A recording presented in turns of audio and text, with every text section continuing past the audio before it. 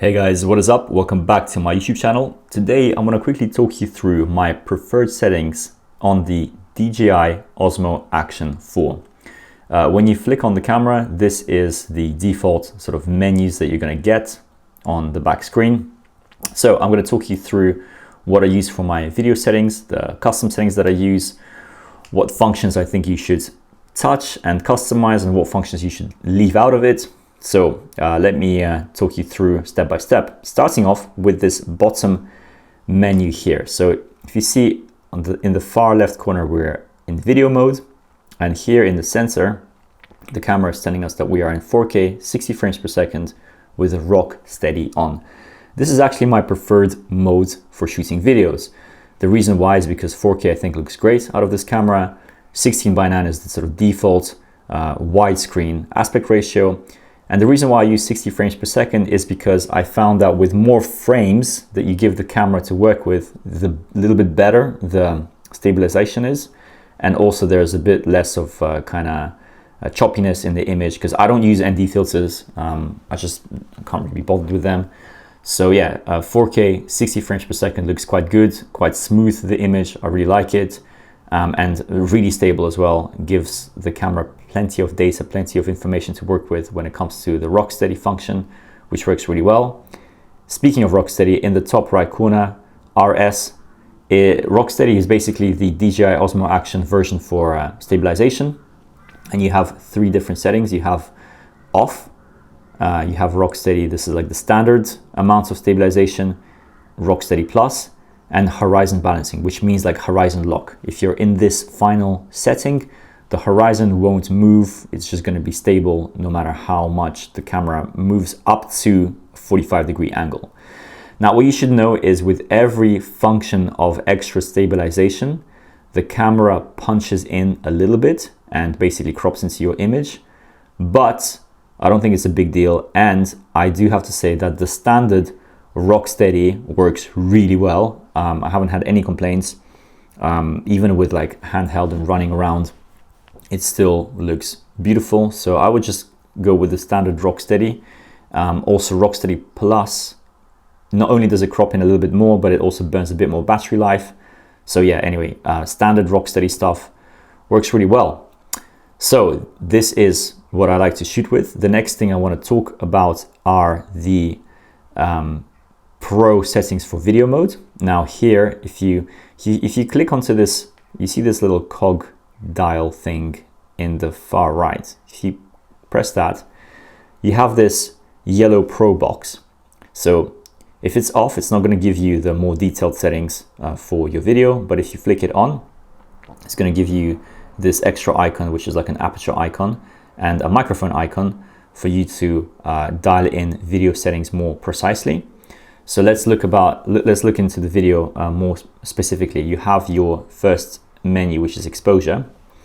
Now for exposure, you do have the ability to go fully manual and dial in your exposure with specific shutter speeds and ISO values for every scene. I think that's fine, and it's cool that the camera gives you the ability to do that.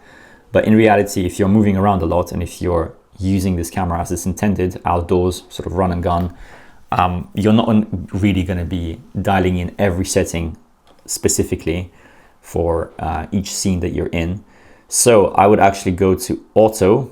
The only things that I would fiddle around with is the EV compensation. The EV compensation is here on the left. This is basically telling the camera to assess the overall image that it's seeing, so the overall scene, and make a decision of how bright or how dark it's going to be exposing it for. Now, I usually go for either 0 or plus 0.3. The reason why is because I think the camera makes a pretty good decision of how to expose the image and make it look accurate. But sometimes I just want it to be a little extra brighter, because I find that sometimes the shadows could be just a little bit too dark for my liking. So plus 0.3 works really well. And then on the right here, you have the ISO range. So it ranges between ISO 100 to 200, all the way from ISO 100 to 12,800 ISO, which is crazy. ISO is how sensitive the sensor is inside the camera to low light. The more sensitive the sensor, the better the performance in low light, but there's a catch. The catch is that you are going to introduce noise into your image, and the noisier your image is, the less quality it retains, the more fuzzy it looks. Basically, you can't just crank up the ISO really high and go into a very dark setting. Otherwise, it's just going to look very fuzzy and very noisy, the image.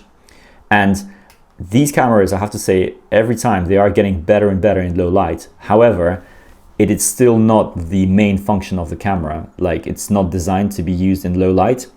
So me personally, I leave mine set for ISO 100 to 1600. I just think that that is a good enough range, and the camera will do its best to expose for the image with those ISO values without degrading the image too much. And look, if it's a low light scene, it's a low light scene. I'm okay with the image looking a bit dark, but not ruining it completely with crazy ISO amounts. So that's my setting for exposure. White balance, I usually leave it at auto white balance. I find that most of the time the camera does a pretty good job at assessing the scene for how warm or how cold the scene should be. I've only had a couple of issues when I was, for example, walking between buildings or coming out of a building which had indoor lighting and then outdoor lighting, and then it would take a good few seconds for the camera to adjust. But apart from that, auto white balance works quite well. If you want to go manual, just remember that for daylight, usually you'd be using 5600 ISO. And then, so it'll be this one over here.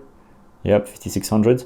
But for indoors, it would be something around 4000 and possibly even lower, depending on the light that you're using indoors. But just stick to auto and that will work pretty well.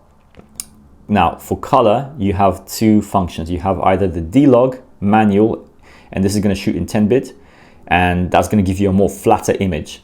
But what it means is that you're going to have to work with this in post-production color graded, which is what I don't want to do.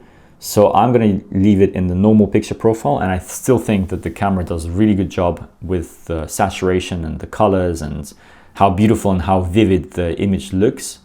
So normal color settings is preferred for me.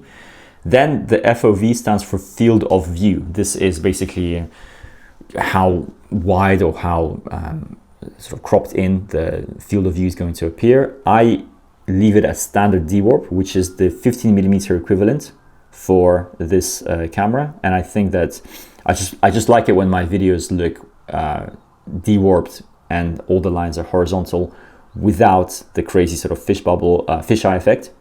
But you also have ultra wide and wide. Ultra wide and wide, I would only use it if like I'm shooting some POV and you really want to get that really super immersive shot where you can see everything. Otherwise, standard D-warp works pretty well. And then finally, the last two settings that you can customize is this one, which is the image adjustment. And this basically touches upon sharpness and noise reduction. I leave mine as sharpness -2 and noise reduction at -1. The reason why is because I don't want the camera to over sharpen my image, because then it looks very sort of fake, very artificial, and you can't get rid of it. That's the crucial part. You can't get rid of sharpness once sharpness has been added in. It's not really a desired look in my opinion.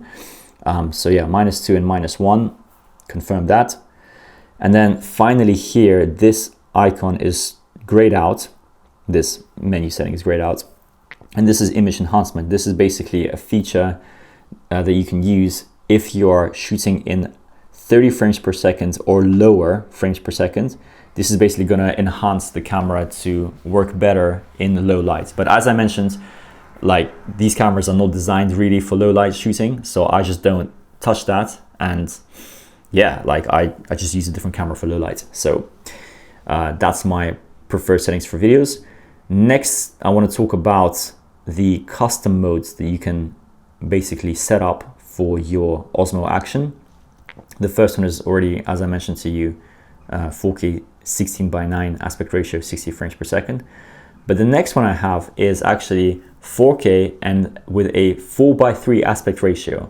The reason why I have chosen one of these to be a 4:3 aspect ratio is because it's quite convenient when you don't know if you want to publish a video for Instagram, which is vertical, or YouTube, which is horizontal.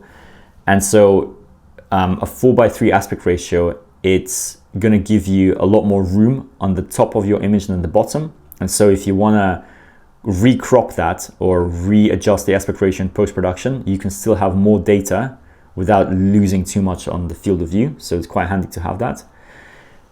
And then my C3 function is basically set up to like super slow motion. So this is 4K 16:9 aspect ratio, 120 frames per second. And this is if like I want to shoot something like super slow motion, some crazy action sports, 120 seconds, looks really cool.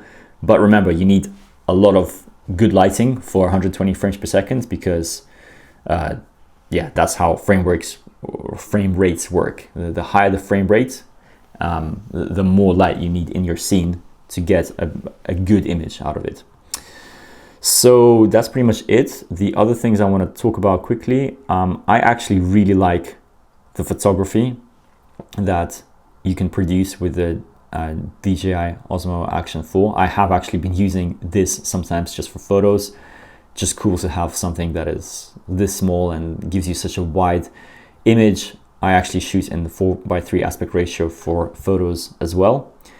And the final thing I want to touch upon is time lapses. So to set up a time lapse, you do have these. So yeah, if you flick this up again, you do have these like presets, which is like to record crowds or clouds or sunsets. But I like to just go into the custom setting, and you have also hyperlapse modes as well, which shooting a hyperlapse on the action cameras looks really cool because with the traditional camera, creating a hyperlapse, if you've ever done that, takes so much effort with like stabilizing the footage and everything. And the fact that it can do a hyperlapse just by clicking a button is incredible. But yeah, time lapses, I just like to go into custom, again, 4K resolution. Time lapses look amazing out of this camera. And to set up the parameters, intervals, usually I go between 1 and 3 seconds. And then the duration will be infinite until I switch it off. So yeah, 4K with a 3-second interval is usually, I find, a time-lapse setting that will work for like pretty much most scenarios. Yeah. So I hope you guys enjoyed this quick overview of the settings that I'm using. The other cool thing that I want to mention is if you flick this button on the left, you can quickly navigate the menus without actually touching the touchscreen, which comes in handy if you're doing some sort of sport, or if you're swimming, or if you are doing something with gloves on, because not always you're going to be able to touch the screen and dial in something precisely. So having this button where you can flick through the menus, super cool, very functional, I like it. And that's pretty much it. The only question I have to somebody watching who is smarter than me, tell me this.